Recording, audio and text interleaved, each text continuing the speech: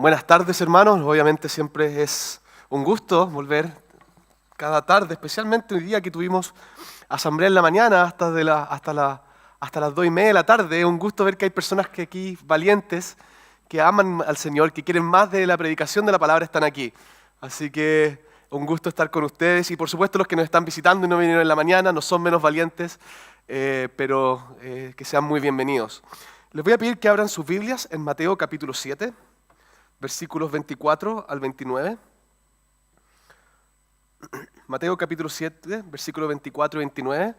Y antes que se me olvide también, solamente avisar, porque nosotros hoy día en la tarde tenemos un gran gozo, porque Raúl, ustedes saben, Raúl que siempre está apoyándonos con servicio diaconal, fue elegido esta mañana como diácono de nuestra iglesia. Así que si ven a Raúl, veo que probablemente está haciendo alguna labor diaconal ahora. Asegúrense de felicitarlo y después en sus oraciones den gracias a Dios por su vida que ha sido de gran servicio para nosotros. Ya lo va a hacer para toda la iglesia. Así que nos da mucho gozo acá, los que nos reunimos acá en la tarde, de eso. Y leamos entonces la palabra de Dios ahora que estamos cerrando nuestra serie en el Sermón del Monte. Dice: cualquiera pues que me oye estas palabras y las hace, le compararé a un hombre prudente que edificó su casa sobre la roca. Descendió lluvia y vinieron ríos y soplaron vientos y golpearon contra aquella casa, y no cayó porque estaba fundada sobre la roca. Pero cualquiera que me oye estas palabras y no las hace, le compararé a un hombre insensato que edificó su casa sobre la arena. Y descendió lluvia y vinieron ríos y soplaron vientos y dieron con ímpetu contra aquella casa. Y cayó y fue grande su ruina. Y cuando terminó Jesús estas palabras, la gente se admiraba de su doctrina, porque les enseñaba como quien tiene autoridad y no como los escribas. Oremos una vez más. Señor, te damos gracias por tu palabra, porque tu palabra es inspirada, porque tu palabra es nuestra única regla de fe y de conducta. Gracias porque por medio de ella, Señor, y por medio de tu predicación, tu iglesia se alimenta. Te pido, Señor, que a mí me estés dando esa sabiduría para predicar fielmente y a esta iglesia, Señor, a esta congregación, estés preparando sus corazones para recibir fielmente las palabras de Cristo. Rogamos esto en el nombre de Cristo Jesús. Amén. Estamos entonces en nuestra serie en Mateo, en donde estamos yendo capítulo por capítulo, versículo por versículo, predicando por el Evangelio de Mateo. Y hemos estado ya los últimos 14, este es el número 14 domingo en el que hemos estado hablando del Sermón del Monte, este famoso sermón que Jesús predica desde Mateo capítulo 5 hasta Mateo capítulo 7. Y hemos visto cómo este es un sermón que es principalmente un sermón moral, un sermón que nos manda a la acción, un sermón que nos habla y nos dice qué es lo bueno y qué es lo malo. Es como un manual de vida, el Sermón del Monte. Y anteriormente, la semana pasada, estuvimos viendo que Jesús nos presenta con opciones dicotómicas. Por un lado nos dijo que hay dos tipos de puertas. Nos dijo que hay una puerta angosta que lleva a la salvación y hay una puerta amplia, ancha, que lleva a la perdición. Jesús también dice que hay dos tipos de maestros que producen dos tipos de frutos. Están los maestros que producen buenos frutos, que son maestros que son fieles al Señor, y están aquellos lobos vestidos en piel de oveja, que son aquellos que producen malos frutos. Y Jesús también dice y nos advierte de que no todos los que llaman a su nombre van a ser considerados como uno de los suyos, sino que aquellos que hacen la voluntad del Padre que está en los cielos son aquellos que realmente van a ser considerados siervos de Cristo. Y el día del juicio, cuando llegue, ellos van a ser los que van a ser contados. Y hoy día entramos a la última, que son los dos cimientos, la última de estas dicotomías. Y hay algunas diferencias acá, que no vemos en los anteriores y los vamos a conversar. Pero lo interesante es que el tema es el mismo. Hermanos, nosotros creemos en la gracia, creemos en la misericordia del Señor y vamos a hablar de eso. Pero Jesús acá nuevamente y por última vez, antes que termine su sermón en el monte, está llamando a su pueblo a la obediencia. Y habla de dos grandes simientes.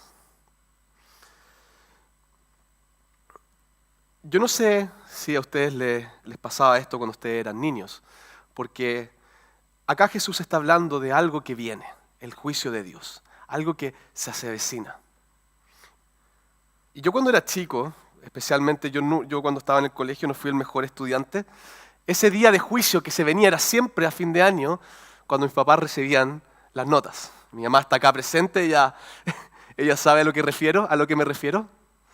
Pero ese momento en que todo mi esfuerzo en el año, o mi falta de esfuerzo, que todos los frutos que yo produje, en que mis prioridades se ven reflejadas, están en las manos de mis padres, quienes tienen la labor de disciplinarme. Y yo estaba todo el año tranquilo, guatita al sol, como decimos acá, tranquilo, tengo una tarea, bueno, la hago mañana, tengo una prueba, bueno, estudio a última hora, tranquilo, hasta que llegaba diciembre y mis papás recibían el reporte de mis notas con los comentarios de los profesores y tenían que firmarlo. De hecho, en mi colegio había que ir a la sala de clases y los profesores se lo entregaban en la mano. Por suerte para mí, gracias a Dios, no había forma de que yo pudiera esconderlo. La vida cristiana es muy distinto a eso, pero tampoco es tan distinto a eso. Todos nosotros estamos caminando, toda la historia camina hacia el juicio final de Dios.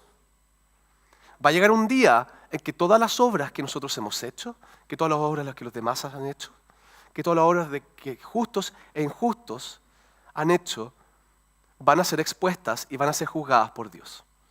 Eso está en la Biblia. Esa es la palabra de Dios que nos advierte que ese día viene y viene seguro. Y el tema es que nosotros no sabemos cuándo será diciembre, pero no hay plazo que no se cumpla. Algún día diciembre va a llegar. Y todos nosotros tendremos que dar cuenta frente al gran juez respecto a esto. Y el primer punto que yo quiero hacer en este sermón y de este pasaje es que el juicio ya viene, y este pasaje así lo ve.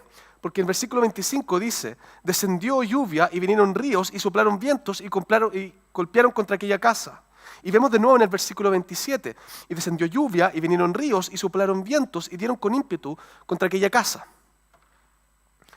Acá, estos vientos y estas lluvias no están necesariamente hablando de las pruebas terrenales, aunque también hay aplicaciones para eso. Pero lo que sí estos vientos y estas lluvias están hablando es del juicio que viene de Dios. Porque de eso ha estado hablando Jesús todo este capítulo. Es del juicio de Dios. Y esto, hermanos, es algo que, si bien ya no voy a ahondar demasiado porque ya lo hablamos en extensión la semana pasada, pero es algo que en nuestra vida nosotros tenemos que tener en claro. Que el día del juicio vendrá para todos. La pregunta que Jesús hace en esta parábola o en esta historia de estas dos simientes, esta comparación, en esta analogía, no es si es que viene el día malo, no es si es que viene la lluvia, no es si es que va a llegar ese momento en que vamos a ser juzgados. No, Jesús dice ese día de seguro va a llegar. Es cuando descendió lluvia y vinieron ríos, y descendió lluvia y vinieron ríos sobre todas las edificaciones que nosotros hacemos en nuestra vida, en nuestros matrimonios, en nuestro trabajo, con nuestros amigos, en mi vida personal, en secreto cuando nadie me ve. Sobre todas esas cosas vendrá la lluvia. Y vendrá un momento que nuestras obras van a ser expuestas delante del Señor. Si la venida de Cristo entonces es inminente, es importante que tomemos en cuenta cómo caminamos, ¿o no? Porque otra vez, podemos estar como yo estaba durante el año antes de que viniera el reporte de notas final. Guata al sol, ya hago lo que quiero, miento, hago trampa, miro cosas que no debería ver. Total, ¿quién sabe? ¿Quién me ve? Bueno, Dios nos ve. Y va a llegar ese día. Pero también, y como ya lo mencionamos, este juicio que viene también tiene que ver con nuestro sufrimiento hoy. ¿Por qué? ¿Cómo es que Jesús habla en la Biblia del infierno? Jesús habla del infierno como un lago de fuego, donde se crujen dientes, lugar de desesperación. Jesús está hablando del juicio final porque el juicio final trae dos tipos de resultados. Uno lleva al infierno y otro lleva a la vida eterna, pero utiliza el sufrimiento humano como forma de explicarlo. No en este pasaje en particular, pero a lo largo de las Escrituras. Jesús habla del infierno como un lugar de sufrimiento. Y es interesante porque el sufrimiento viene por causa del pecado. Y antes que existiera el pecado, no existía el sufrimiento. ¿Qué nos quiere decir eso? Que el sufrimiento y la tempestad que ustedes sufren hoy nos da una pequeña idea, un pequeño sabor, un pequeño anticipo de lo que es el infierno. Porque ustedes acá están sufriendo las consecuencias del pecado, de un mundo caído, de un mundo que se alejó contra Dios, un mundo donde entró la muerte, la enfermedad, el conflicto. Cuando ustedes sufren, es un pequeño anticipo de lo que son las causas del pecado, que está más extraordinariamente manifestadas en qué? En la ira de Dios y en su castigo. ¿Creen que el sufrimiento ahora es malo? No te puedes imaginar cómo es llegar al día del juicio del Señor y ser hallado no justo. Y en último lugar, solamente respecto a este punto, que es del juicio que viene y que es inminente, es que el viento y la tempestad prueba nuestros fundamentos. ¿Qué es lo que hace el juicio de Dios? El juicio de Dios prueba con fuego dónde estaba tu fundamento. Cuando tú llegues a ese día del juicio, Dios va a probar, ¿estaba tu fundamento en mí? Porque si estaba en mí, ¿va a soportarlo? ¿O estaba el fundamento en alguna otra cosa? De la misma forma en como también, prefiguradamente, es nuestro propio sufrimiento, pone en tela de juicio y pone a prueba dónde está nuestro fundamento, dónde está tu esperanza. ¿Te desesperas porque tu fundamento no estaba en Dios? ¿O confías y afrontas el sufrimiento entendiendo que Dios es quien te sostiene? El juicio que es inminente viene a clarificar dónde estamos. Viene a poner la luz a aquello que estaba escondido. Entonces ahora lo que vamos a hacer es analizar cuáles son estos dos fundamentos que están siendo probados. ¿Cuáles son estas dos edificaciones que están siendo probadas? Y vamos a partir al revés de cómo está el texto. Vamos a partir con la casa en la arena en los versículos 26 y 27. Y dice: pero cualquiera que me oye estas palabras y no las hace, le compararé a un hombre insensato que edificó su casa sobre la arena. Y descendió lluvia, y vinieron ríos, y soplaron vientos, y dieron con ímpetu contra aquella casa, y cayó, y fue grande su ruina. Nuevamente, Jesús está hablando ¿de qué? De obediencia. ¿Por qué? ¿Qué significa construir la casa en la arena? ¿Qué significa ser insensato? Es, versículo 26, cualquiera que me oye estas palabras, todo lo que Jesús había predicado en el Sermón del Monte, ¿y qué? Y no las hace. Cualquiera que oye estas palabras y no las hace. Yo tuve que hace poco averiguarme, por causa de este pasaje, si la arena es un buen lugar para construir o no. Hoy día aparentemente lo es. He estado hablando con personas que se dedican a construcción, se dedican a suelo y dicen que si se hace bien, la arena se puede compactar y puede ser un buen lugar. Ahora después nosotros miramos edificios como el edificio en Concón, que tuvo, si ustedes no saben, hubo un socavón y que estaba construido en la arena y se cayó. No se cayó, pero en cualquier momento se cae. Pero en esa época, construir sobre la arena, no existían las técnicas que existían hoy, y Jesús está hablándole a su contexto. Construir sobre la arena era tremendamente peligroso. ¿Han intentado alguna vez ustedes cuando niños poner un palito en la arena? Sin enterrarlo, ponerlo ahí nomás. Es difícil, ¿por qué? Porque la arena se mueve. Porque la arena es cambiante. Porque la arena hace que apenas haya un viento, las cosas se caigan. Si yo planto mis pies en la arena, en cualquier momento yo me puedo mover porque la arena se mueve conmigo, no me sostiene. Y la persona que construye en la arena es aquella persona que oye las palabras de Cristo, pero no las hace. Y que construye su vida no tomando en cuenta la opinión de Dios, sino que tomando en cuenta su propia opinión. Y Jesús, ¿cómo lo llama? Como un insensato.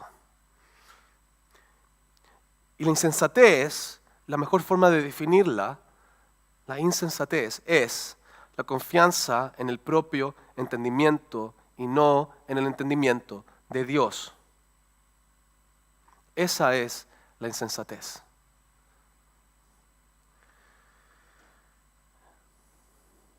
En construir la arena es seguir mi propio deseo. Construir la arena es creer que yo sé mejor que Dios. En pocas palabras, la insensatez es rebeldía contra Dios. Es abierta rebeldía contra el Dios creador.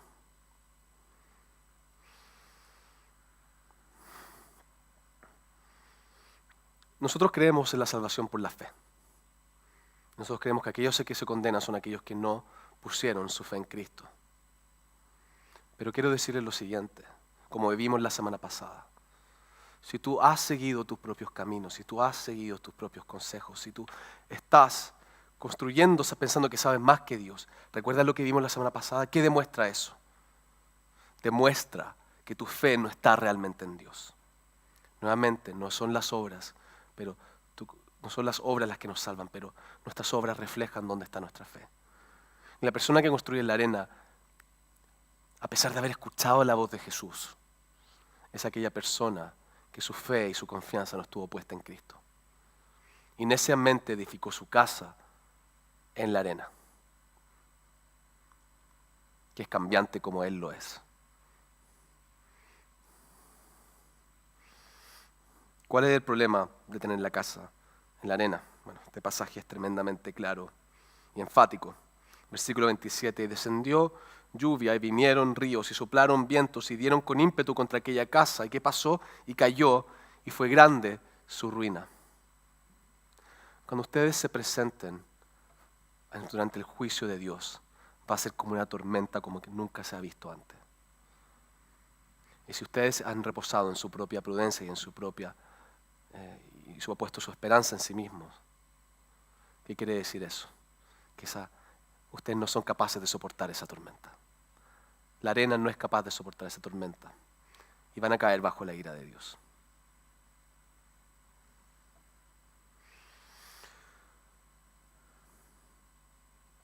Romanos 3:23 dice, por cuanto todos pecaron y están todos destituidos de la gloria de Dios. Si ustedes pecaron, ese es su fundamento, el pecado. Y el juicio de Dios viene para castigar el pecado.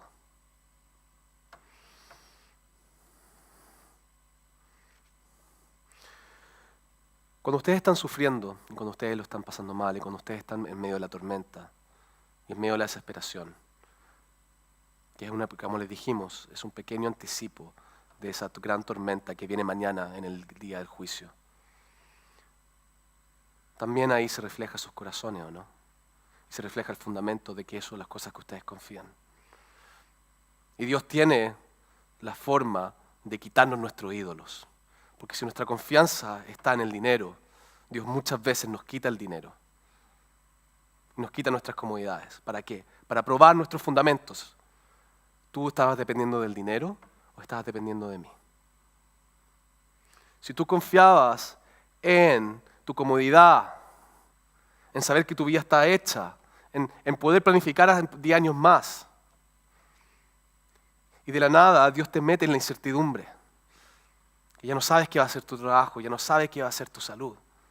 Y la pregunta de Dios, ¿estabas confiando en tu propia estabilidad o estabas confiando en mi estabilidad?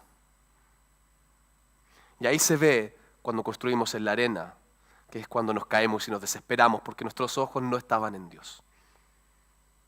Y así también va a ser en el día del juicio final, cuando venga esa gran tormenta de la cual no tenemos ninguna protección, que va a ser manifestado donde nosotros estábamos.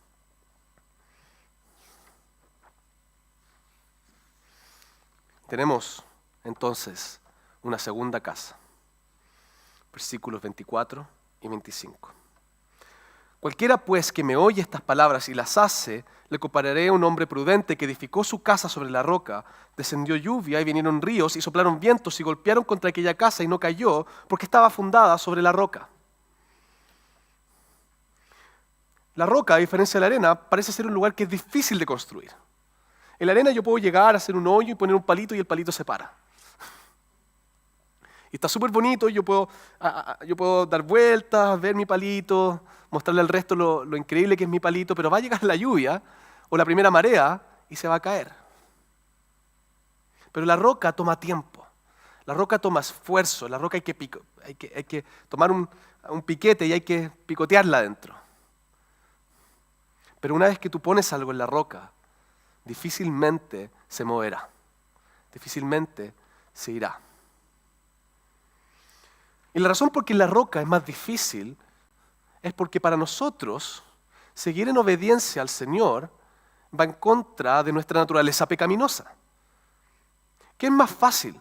¿Obedecer a Dios o sencillamente levantarme un día y hacer lo que yo quiero y gobernarme a mí mismo? Por eso Jesús decía, la puerta es estrecha. La puerta es estrecha para seguirme y el otro es amplio, es fácil. Pero la diferencia es que cuando venga la tormenta, aquellos que están sobre la roca, ¿qué nos dice la palabra de Dios? Versículo 27. Y descendió lluvia, vinieron ríos y soplaron vientos y dieron con ímpetu contra aquella casa. Perdón, el versículo 25. Descendió lluvia, vinieron ríos y soplaron vientos y golpearon contra aquella casa y no cayó. ¿Por qué? Porque estaba fundada sobre la roca. ¿Y qué significa para nosotros construir sobre la roca? Obedecer a la palabra de Jesús. La Biblia habla que aquellos que construyen sobre la roca no van a ser derribados por el juicio del Señor. ¿Quién puede acusar a los hijos de Dios? Dios es el que salva. Perdón, Dios es el que justifica. ¿Quién puede acusarnos a nosotros?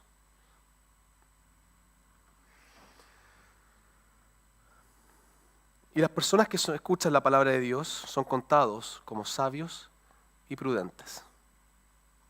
Como aquellos que saben que ellos no saben más que Dios, pero que entienden que Dios sabe más que nosotros.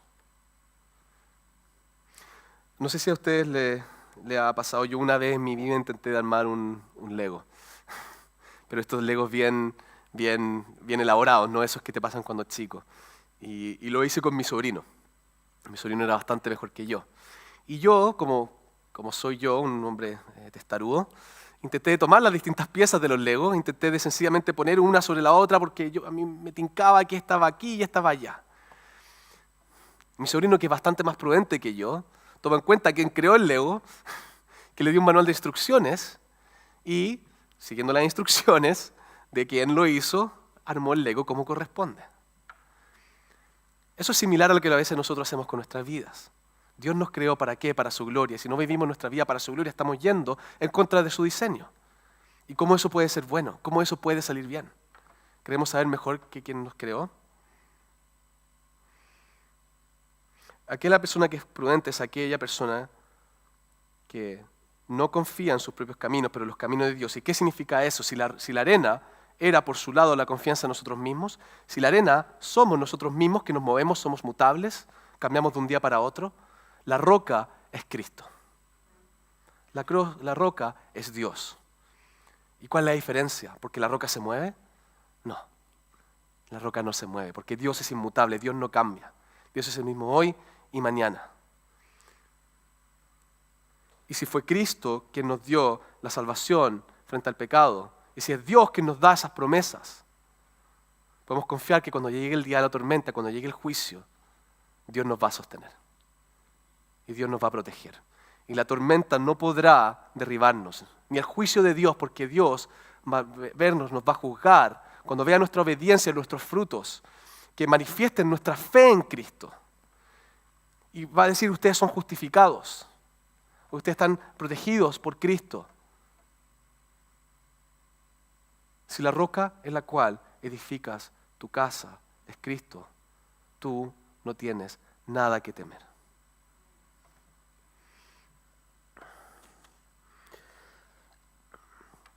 La casa en la roca representa poner a Cristo como el fundamento de nuestras vidas. Primero de Pedro 4 dice, acercándoos a Él, piedra viva, desechada ciertamente por los hombres, mas para Dios escogida y preciosa.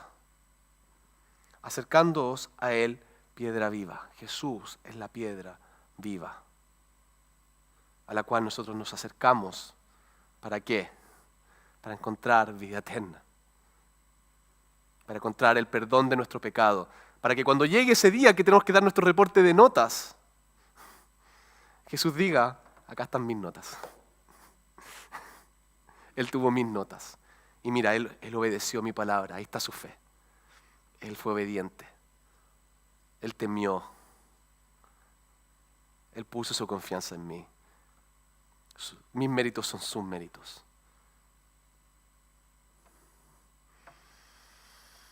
Y cuando venga la tormenta sobre tu vida, cuando venga el sufrimiento en tu vida, si tú edificaste tu vida prudentemente sobre la roca que es Cristo, ni siquiera los sufrimientos de esta vida te van a poder tocar.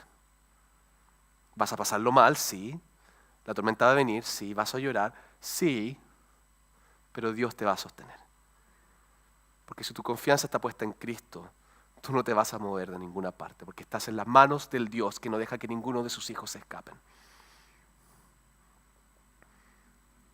¿Se dan cuenta lo importante que es nuestra obediencia? ¿Se dan cuenta que es importante este acto equilibrador entre la fe y las obras? Que a veces tendemos a dejar las obras de lado y no notar su importancia. Las obras son los frutos de la fe que existe en nuestro corazón. Y son esa, incluso muestra garantía que nos recuerda incluso a nosotros mismos. Yo soy hijo del Padre. Y no que ellas me van a salvar, pero me recuerdan y me dan seguridad que soy hijo del Padre.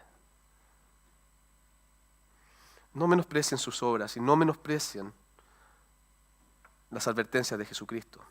Si tú temes a Dios, si caminas sus caminos, si tu confianza está verdaderamente depositada en Jesucristo, entonces no hay nada que temer porque la tormenta jamás va a derrumbar esa casa. Y si tú hoy día has sido alguien que no conoce al Señor, que está construyendo su casa sobre la arena, el juicio también va a venir para ti. Y si el juicio viene y tú estás donde estás, tu casa se va a derrumbar. La invitación ahora es que tú veas que tú, por tus pecados, estás condenado frente a Dios y necesitas venir a Cristo en arrepentimiento porque Él te puede salvar. Porque Él dio su vida por pecadores como tú. Ven en arrepentimiento y abraza a Jesucristo. Y construye sobre la roca para que tú no te caigas.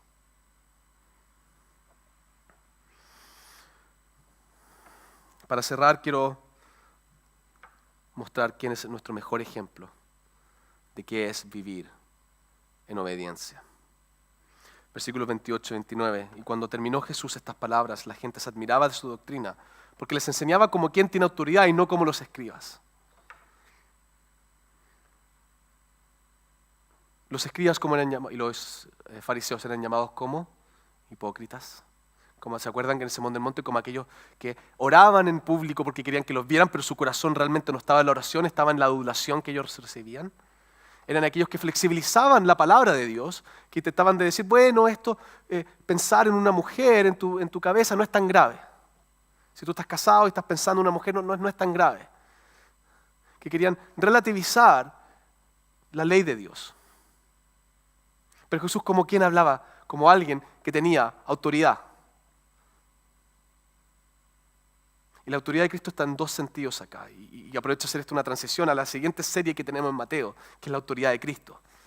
Tiene dos sentidos acá. En primer lugar, Cristo vivió con obediencia perfecta al Padre. Y Él de corazón obedeció con gozo, por amor al Padre. Obediencia real. Y esa es la obediencia que nosotros estamos llamados a emular. Y Cristo, no podemos decir que hay un doble discurso en Él. Porque su obediencia fue tal que murió en la cruz por obediencia. Y en segundo lugar, y esto es lo que da paso a la serie que vamos, a la miniserie que vamos a hacer después dentro de Mateo, que seguimos predicando en Mateo, es que Jesús es Dios. Él es la palabra encarnada. Él tiene autoridad sobre toda la creación. Por lo tanto, no escuchar, fíjense en esto, no escuchar y no poner atención a las palabras de Cristo es rebelarnos contra Dios. La enseñanza que acabamos de recibir acá es directamente desde la boca de Dios mismo.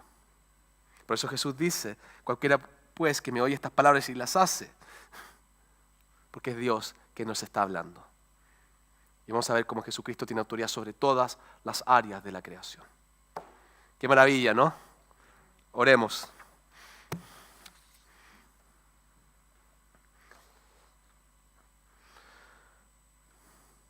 Señor Jesucristo, nosotros declaramos desde ya que tú eres nuestro fundamento. Tú eres nuestra roca. Tú eres quien nos hace perseverar, Señor, en medio de la tormenta, que nos hará perseverar el día del juicio. Te pedimos, Dios, que nosotros reconozcamos esta verdad. Te pido, Dios, que todos los que estamos aquí caminemos en obediencia, Señor. Seamos prudentes y sabios. Que nuestra fe dé frutos de obediencia y que la casa que nosotros edificamos no sea en vano, sino que seas tú quien la está edificando. Te damos gloria a Dios porque encontramos reposo, encontramos refugio, seguridad, cuidado, acompañamiento cuando construimos nuestra casa sobre Cristo. Porque lo construimos sobre una roca que no se mueve, que no puede ser sacudida por nada. Te pido, Señor, que traigan nuestros corazones a tu obediencia. Que traigan nuestros actos, Señor, a tu obediencia. No permitas, Dios, que caminemos en rebeldía. No permitas que incluso aquellos que hemos reconocido a Jesucristo, Señor, intentemos de hacer las cosas por nuestra propia cuenta, sino que podamos hacerlo acorde a tu voluntad, para que seamos hijos perfectos delante tuyo. Oramos agradecidos en el nombre de Jesús.